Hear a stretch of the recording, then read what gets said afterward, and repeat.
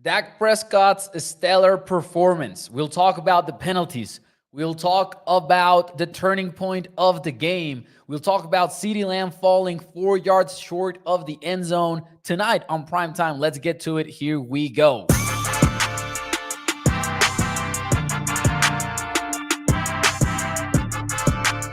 What is up, everyone, and welcome into A to Z Sports Dallas Prime Time. I am your host, Mauricio Rodriguez, streaming with you live every Sunday through Thursday night at 8 p.m. Central here on Dallas On Demand Sports Talk Network with a lot more content coming your way. Make sure that you check out atozsports.com/Dallas. And as always, do me a favor and hit the like button for me because every thumbs up puts this show in front of more and more Cowboys fans. Hope that you guys are having an understandably good Sunday night. Cowboys lost to the Eagles, so never quite a good Sunday night when that happens. Cowboys lost 28-23 on this one.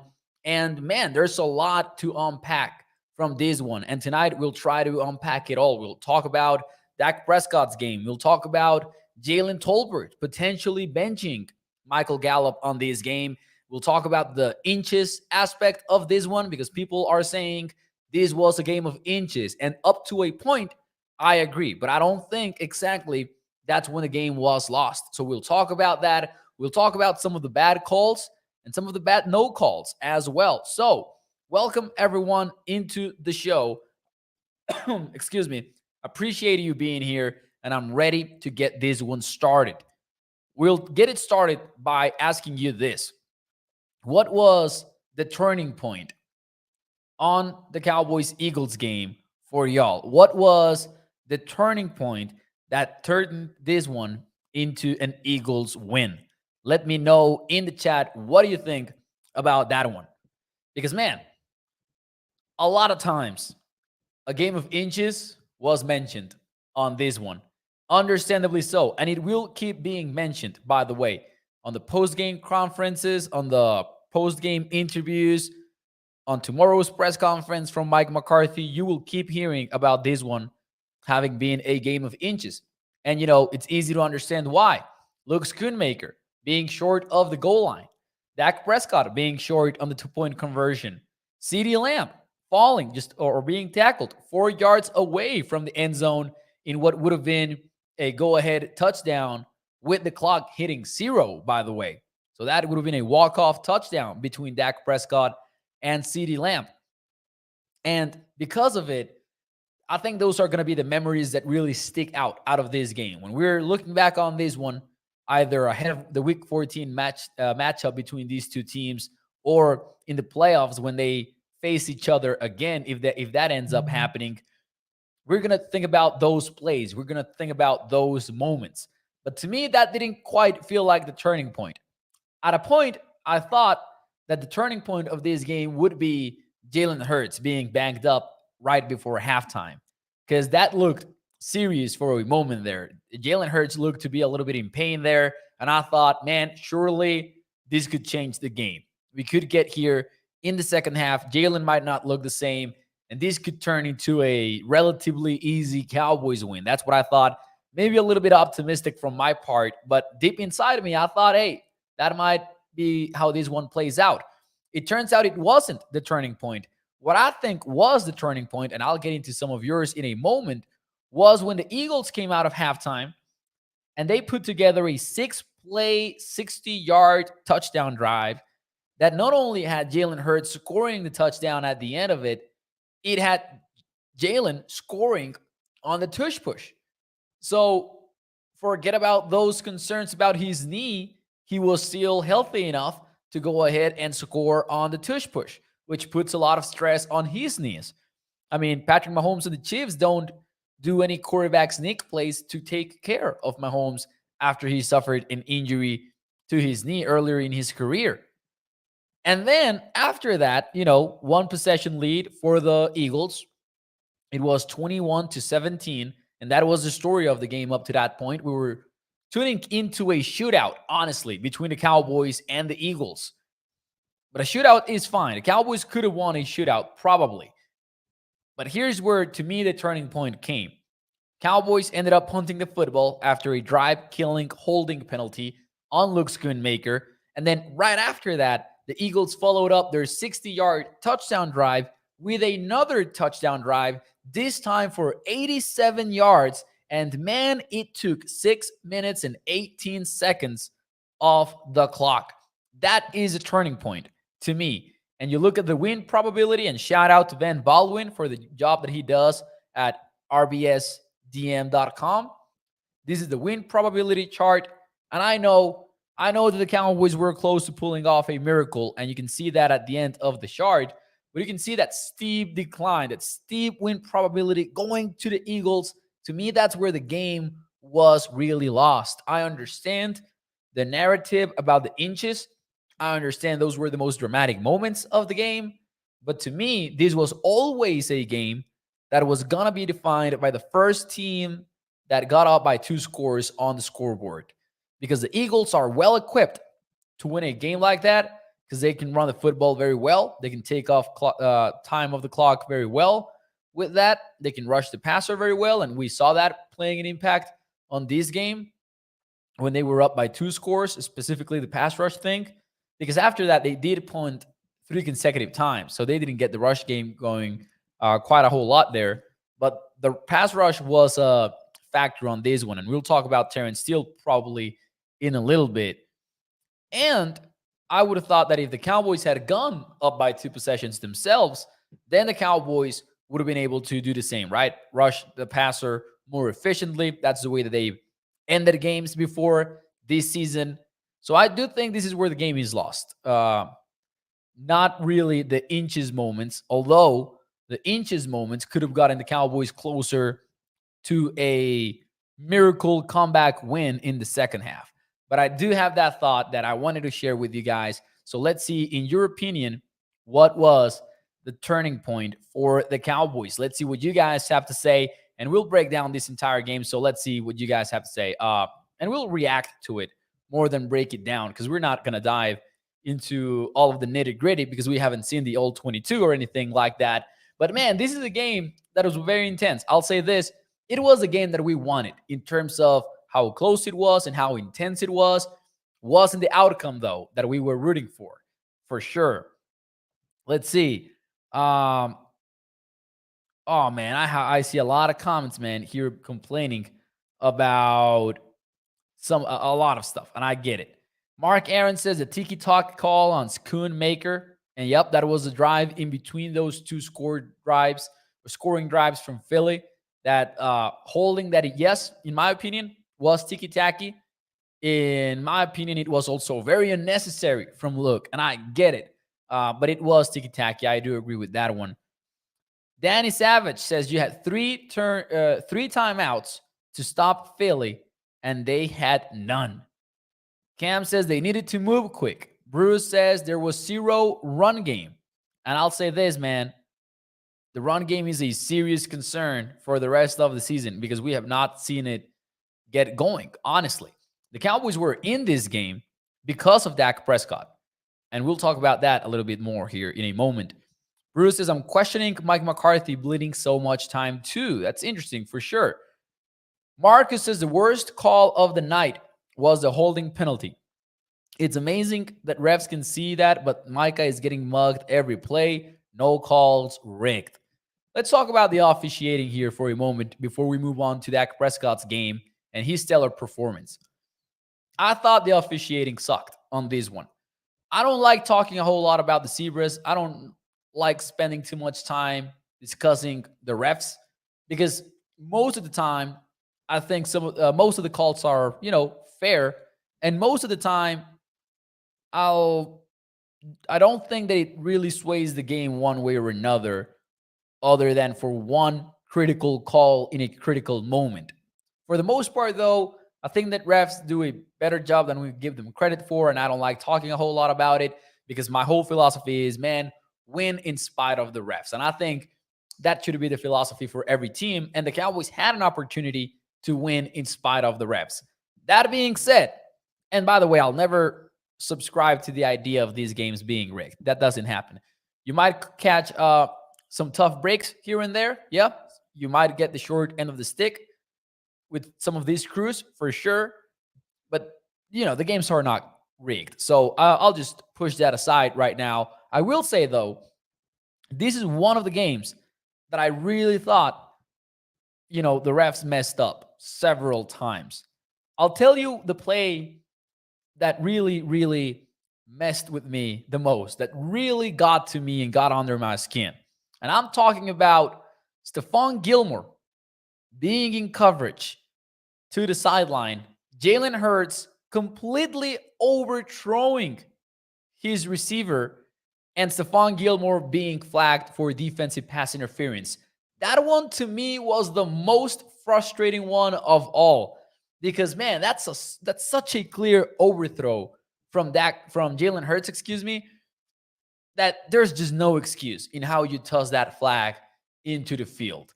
There's no excuse at all, because they didn't call holding. They didn't do any of that. They called a pass interference, and it was a terrible, terrible call.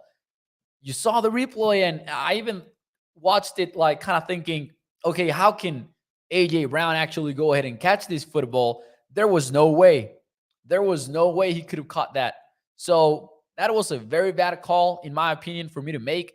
Then there was the other moment where Gallup gets straight up slapped in the head. They throw the flag, and then they say no foul on the play. I'll tell you what, it's minimal contact. I mean, it is to the face, so it should have been called. But you know what? I would have got it. I would have gotten it if they would have swallowed the whistle.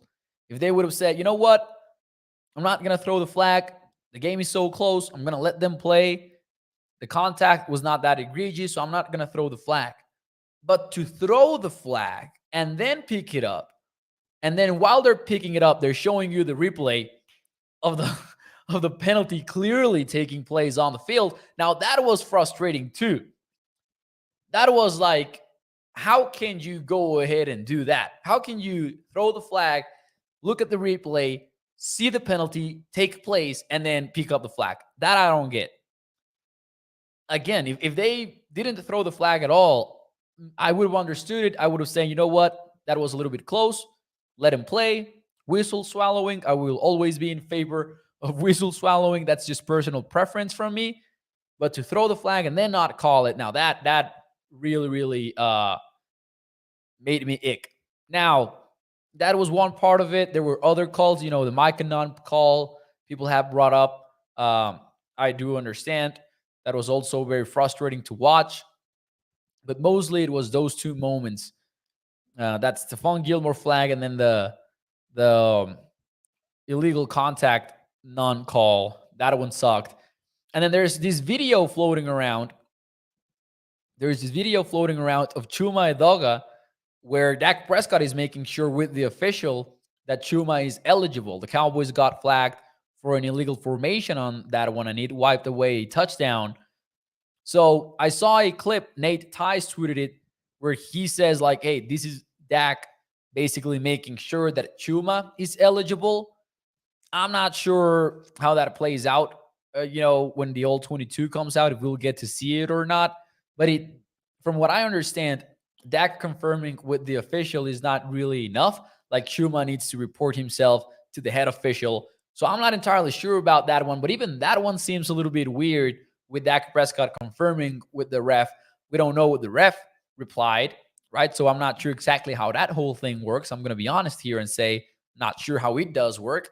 I'll look into Football Zebras after this show is over to make sure. On Twitter, that's a great Twitter account, by the way. They tweet a lot of NFL rule stuff while they're happening. So definitely recommend. But yeah, the officiating was a little bit off on this one. And again, I'll never subscribe to saying that this one, that the games are rigged. I will never say that. I don't believe it. I don't think you can do it in today's NFL. Have a strong opinion about it. But it didn't go the Cowboys' way. The officiating didn't. And there were some moments where it really did seem like the Cowboys were getting screwed for sure. Let's see here. Gregory says that was 3rd down and 21, which would have been 1st down, says Gregory, which makes it even worse, right? Danny Savage says, I said all of the offseason that the offensive line will be the team's downfall, but what the draft guru knows is Danny Savage. Man, listen, Terrence Steele is a problem. I'll say that right now. Can he get better? I mean, maybe. Yeah, we've seen better from him for sure. We really have. Is it a AZL thing? The fact that he came back from an injury? I don't know. But I'll tell you right now, Terrence Steele is a problem for the Cowboys, especially against these talented defensive fronts. And the Eagles do have a very talented defensive front. So I'll give them some credit in that way, right? Hassan Reddick, big time player. They've got a heavy, steep rotation of defensive ends. Similarly to the Cowboys, honestly, I think they've got two of the best defensive end rotations in the entire NFL.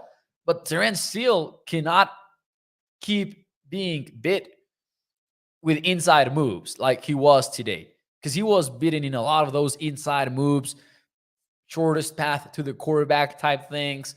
And Dak Prescott and the Cowboys offense really got into some speed bumps there because of Terrence Steele. I would argue that most of the plays where Terrence Steele got beat were in critical high leverage downs too, which kind of makes sense in when you think that, hey, those are the games where the edge rushers are pinning their ears back.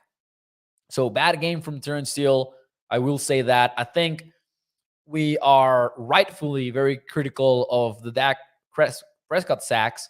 And in this one, Dak Prescott was sacked 5 times. There's been games where we're like, oh, most of those sacks are on Dak. This game did not feel like that at all. It felt like most of the sacks were on the offensive line, and most of those were on Terrence Steele, honestly. Now, the problem is, and this might be a little bit of a long-term issue, not that we want to get too deep into it in a post-game reaction show, but the problem is you did pay him. You did sign him to a very lucrative contract. And that's not the issue. The issue is you maybe didn't have to yet. Now, I was excited about the extension. Not only that, but before it happened, I wanted the Cowboys to extend him. I wanted the Cowboys to get ahead of the curve and just get that deal done. But it is not looking good right now because the Cowboys are not seeing the play from Terrence Steele that they thought they would be getting. So that was an issue for sure. Having said that, ladies and gentlemen, Dak Prescott tonight, I've seen criticism on social media. It will always happen when your team does not win. And it will happen even more so when the offense has the ball last and there's a chance to win the game. And I get why. I understand why. But do not let people tell you, do not let people suggest to you that the Cowboys lost because of Dak Prescott. Or even worse, that Dak choked in a big spot. People have this idea, man, that the games need to play out like football movies, like their favorite football movie. But it doesn't work that way. Dak Prescott had you in the game. I'll say it again. Probably the game was lost when the Eagles had 2 back-to-back touchdown drives and the defense couldn't find a way to stop them. And the offensive drive in between was killed because of Luke Schoonmaker holding penalty. But the reason why that win probability went from somewhere at 80% or over 75% to close to 50% was Dak Prescott. And sure, some high leverage stops from the defense. I won't take that away from them. But Dak Prescott had himself a game. He completed 29 passes out of 44 attempts, 374 yards. That's 8.5 yards per attempt. Had 3 touchdowns, no interceptions, and even better, I don't think Dak's going to be, registered for a turnover-worthy play on this one. And he had some big-time throws to CeeDee Lamb, to Jake Ferguson, who had 91 yards himself, 191, by the way, for CeeDee. Jalen Tolbert had 49 catches. Michael Gallup had an egregious 3rd down drop that costed the Cowboys 4 points potentially. I mean, we don't know for sure if they would have scored a touchdown, but Michael Gallup ended that drive with a 3rd down drop near halftime, right before halftime. Dak was balling tonight. And there might be 1 or 2 things that you didn't like about the game, but that's most quarterbacks in the NFL, even like the good ones. Like you tune into Josh Allen and Joe Burrow playing tonight, You're not going to see a perfect game from either of them. In fact, Josh Allen has already screwed up tonight, but with a very costly interception. But the Cowboys, man, they were on it because of Dak. Some of the issues that I saw with Dak were probably at first a little bit of impatient footwork, in my opinion, but he seemed to settle down and he seemed to use that to his advantage with some of the scrambles that he had, both the ones where he threw on the run and those where he ran, actually, where he tucked it and ran. But perhaps the most costly mistake from Dak was missing a open Jake Ferguson over the middle on 4th and long, where he targeted Jalen Tolbert to the right side of the offensive line. I thought he had Jake Ferguson over the middle. Didn't target him, though. Went to Jalen Tolbert. Mostly what I would say about that play is, yes, I think Jake was open. I would like to see Dak kind of force it a little bit to Dak or to CD or Jake, or have the Cowboys dial up a play which is CD or nobody else, or Jake or CD or something like that. I'm not sure about going to Jalen on such a high leverage down where the game is on the line. And sure, the Cowboys kind of got another crack at it, but you were fishing for a miracle back then, one that you almost got, to be honest. Speaking of Dak Prescott, Jake Ferguson actually put the blame on him on that last drive where CeeDee Lamb fell 5 yards behind the goal line or before the goal line. And Jake's logic was that the delay of game that they were called for in that final drive, in those final moments of the game, Jake Ferguson says that delay of game is totally on him because he was lost. He didn't know what the Cowboys were doing. And Jake said post-game that, hey, I got to know. I got to know what we're doing in those situations. He said, even though I couldn't hear, I should have known what the offense was thinking because they probably have it all written up, right? Hey, if we're getting these situations, this is what we're going to do, and this is what we're going to do. Those are pre-planned most of the time. So Jake was lost. Cowboys had to take a delay of game. That's 5 yards back. And Jake Ferguson's logic is, if we don't get those 5 yards back, then CD isn't 5 yards back, and we get the win. We get the win as the Cowboys. So, man, tough moments all around. But again, Mosley, I do think, and I thought it on Thursday when we met here for the show, I always thought this was a game that any of these teams got a 2-possession lead, it was over. Basically, it had to be a shootout or nothing else. I actually was very surprised by the Cowboys getting back on track to pull off a miracle right at the end. I was not expecting that. I even tweeted out that, hey, Eagles won this game before we saw all of that drama play out in front of the TV. Let's see here. Mark Aaron says, when it was 4th and 8, and that's the Jalen Tolbert play, I was saying, kick a field goal. They went for it, of course, and didn't make it. Then Philly kept calling timeouts for some reason. I don't think that you should have tried for 3 there. Because at that point, man, I will not be able to subscribe to that one. It's 15. What was it? No, not 59 clocks. Excuse me. Let me go back here on the playlist. So that was what? That was 1:22 on the clock. And you're at the Philadelphia Eagles 29-yard line. You're down 23-28. Nah, I wouldn't subscribe to that. I think you had to go for it for sure. You had to go for it for sure. Right there, Mark, I think. You kick for 3, you're 26-28 with like 1 minute and 15 seconds or 1 minute of 20 seconds. Wouldn't have made a lot of sense. Okay. Mark says, I said it live, and then when I watch it again, I understand why they didn't. Yeah. All right, I get that. Michael Leah says, if you run a play like that at the end of the game, you need a guide to lateral to.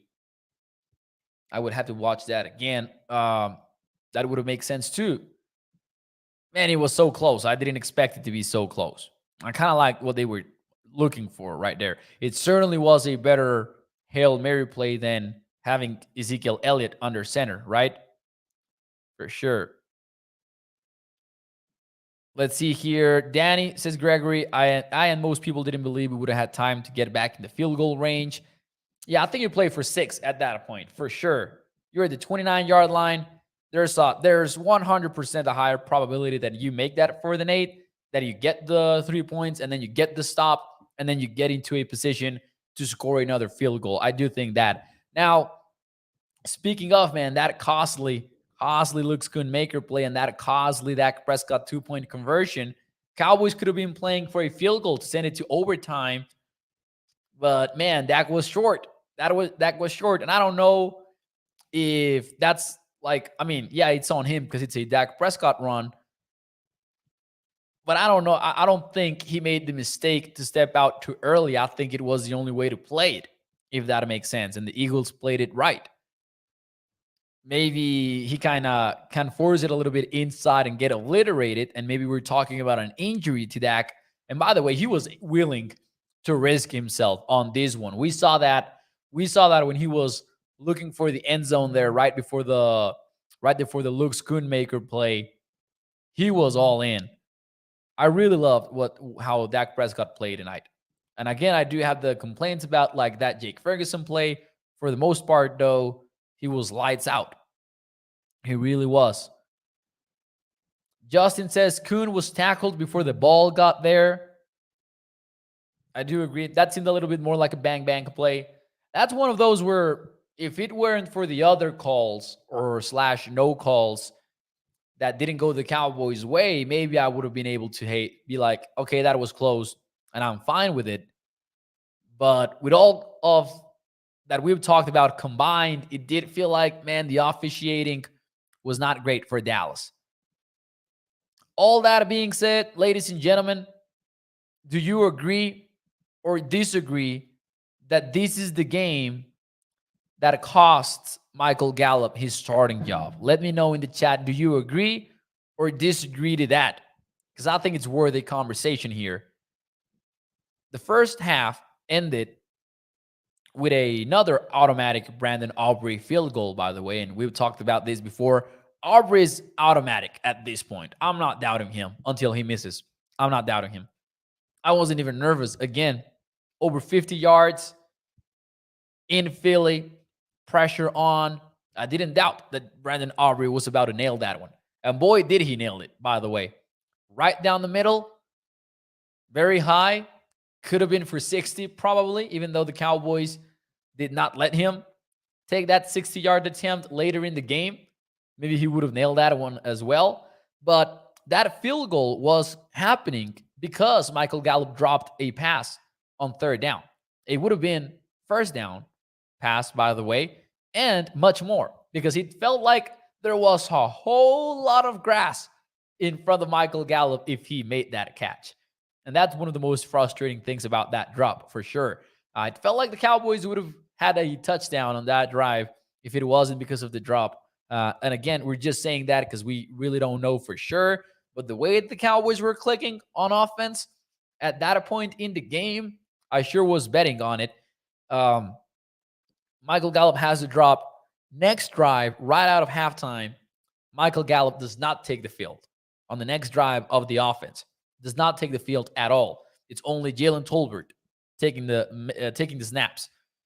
Later, he goes back in the game, makes 2 important catches, and then Jalen Tolbert, fights back a little bit with a 32-yard gain, and then the touchdown that cut down the deficit for the Cowboys on this game.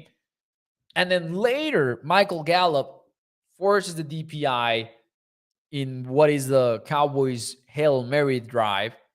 So we see some back and forth there for sure.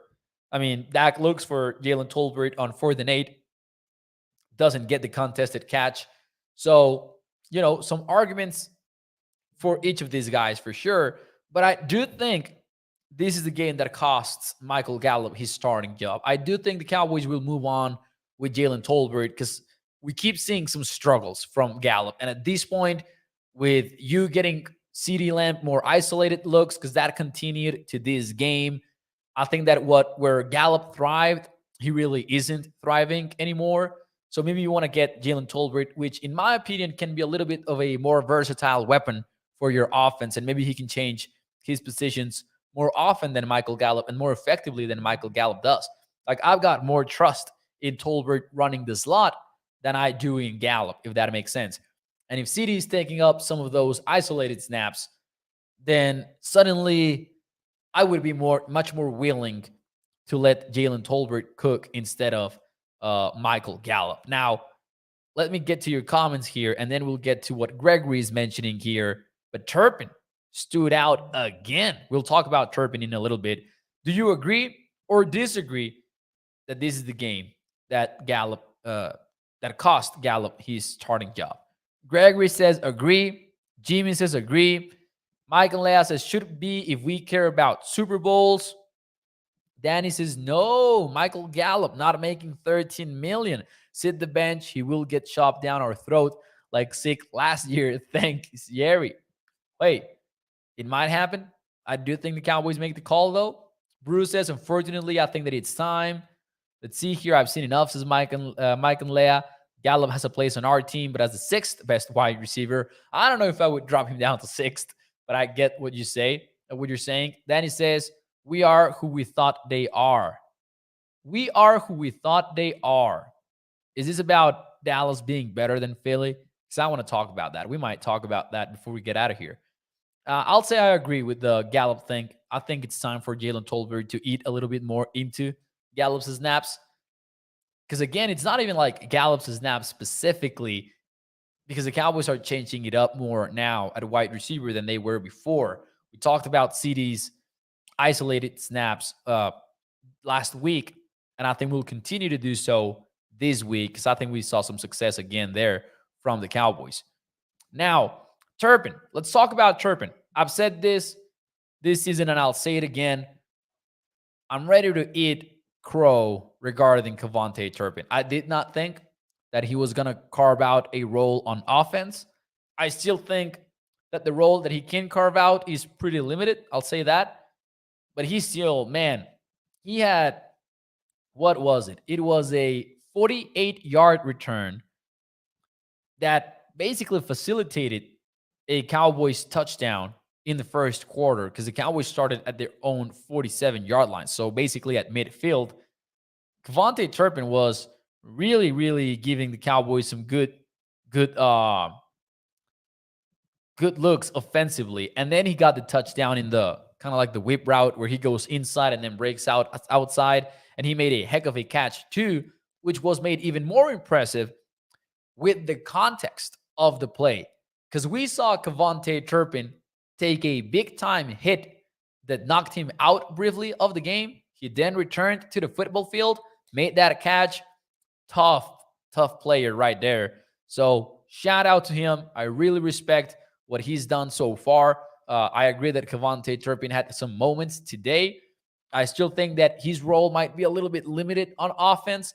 I don't think he would be in contention, for example, for the number 4 wide receiver spot or the number 3 wide receiver spot. But the fact that he can be involved in some of the empty packages that the Cowboys like to use near the goal line, or some of the 3x1 or 3x2 packages that they like to use, I like that he can carve out a role there beyond just running a go route.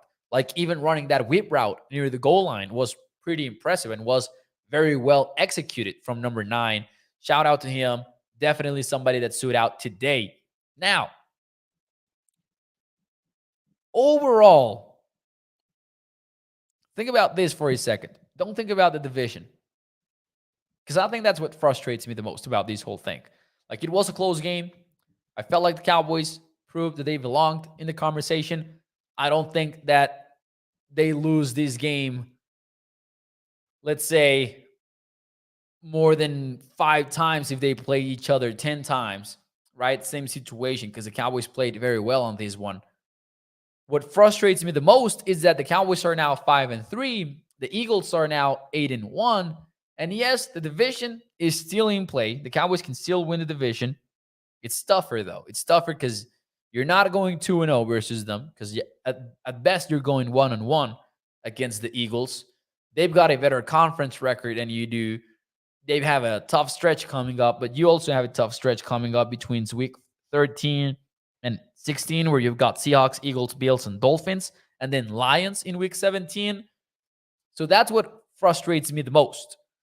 But let me ask you this. Divisional record aside, how did you feel about the Cowboys against the Eagles? Did you feel like it was a team that can beat them? Did you feel like it was a team that could win the NFC, that can get to the NFC Championship game? Because the Eagles are one of the best teams in the conference. They entered this one 7-1. So let me know in the chat, did it change positively or negatively your view of the Dallas Cowboys, these loss? Did it change your view positively or negatively? Let me know, because here are some numbers for y'all. I'm just going to say the numbers. Not going to say anything about them until later.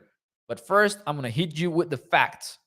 Cowboys had 406 yards, total yards, these are, against Philadelphia's 292 yards. The Cowboys averaged 5.8 yards per play. The Eagles averaged 4.9 yards per play. They were the same at penalties, 10-10. 1 turnover for Dallas, 0 turnovers for the Eagles, 3 touchdowns for the Cowboys, 4 touchdowns for the Eagles. And, third down was pretty much the same. 6 for 15 for Dallas, 7 for 14 for Philadelphia. If we go to red zone performance, I don't think it was very different. Eagles were 3 for 3, so 100% efficiency rate, and 3 for 5 for the Cowboys. 5 red zone trips to only 3 from the Eagles. And again, not saying that the Cowboys deserved to win or anything like that, but did it positively or negatively change your view of the Cowboys? Let me know in the chat. It's hard to answer this one, in my opinion. Let's see what you guys have to say about this whole thing. Cam says it's a wild card team. Let's see here. We did beat them. We were robbed. This is Gregory. So I would take that as a positively from Gregory. Mike says, I care about avoiding the Packers, the 49ers, in the playoffs. We have a great shot if we avoid them. This is a good way to put it. This is a smart, mature way to put it, in my opinion. Dallas does not match up well against San Francisco. I would be way more confident in a matchup versus the Eagles. Once again, we saw the Cowboys work against the Cowboys offense specifically, work well against Philly. It's the truth. It's 23 points, but it's 5 red zone trips. And it's Dak Prescott carving that secondary up. I think the Cowboys can match up very well against Philly. I said in the preseason, these two teams are splitting the series. They're going to win each at home. Like the Eagles are going to win at Philly and the Cowboys are going to win at Dallas. I would feel pretty confident about picking Dallas when the time comes in week 14. I really would, because it's a close matchup. And I know the Cowboys can operate against Philly, while I'm not sure I can say the same about San Francisco. I cannot say, oh, yeah, Cowboys would get San Francisco 10 times out of 10. I cannot say that. But I can say that, hey, Cowboys can put up a fight against the Eagles for sure. Marcus says positive change of view after this game. And I kind of lean towards that too. I was afraid of seeing Cowboys really struggle against Philly, really struggle in such a big situation, and in a way they did. But for the most part, I'm excited about the Cowboys passing game and how it looks like right now. I want to see improvement in the running game. I want to see fewer penalties. I want to see better play from Terrence Steele. That's a concern to me. But I kind of felt like, hey, Cowboys can beat Philly for sure. They can beat Philly. I know it sounds a little bit mediocre with the scoreboard being 28-23, but it's just, if you look at this game objectively, bruh, they can end up winning many of these games that are tough up ahead for Dallas, and we'll see what happens. But this is a costly loss, though. Don't make a mistake about it. I know it might not mean that the season is over or anything like that, but winning the division is much more harder now. And just statistically speaking, and you know that I like numbers, statistically speaking, winning it all or getting to the NFC Championship game, let's even remove like winning the Super Bowl from the equation. Let's talk about getting to the NFC Championship game. Much easier as a divisional champion than as the 5th seed in the conference, or worse, right? going on the road, starting on the wild card round, having to win 3 straight road games to even get to the Super Bowl. We'll see. Ladies and gentlemen, thank you so much for tuning into the show tonight. That will be it for me on Prime Time. But we'll be calmer tomorrow night. We'll talk about more focused things, maybe. And hopefully later in the week, we'll be breaking down some all 22 and stuff. So hit the like button for me, share the show, and I'll see you el día de mañana, 8 de la noche. Bye-bye.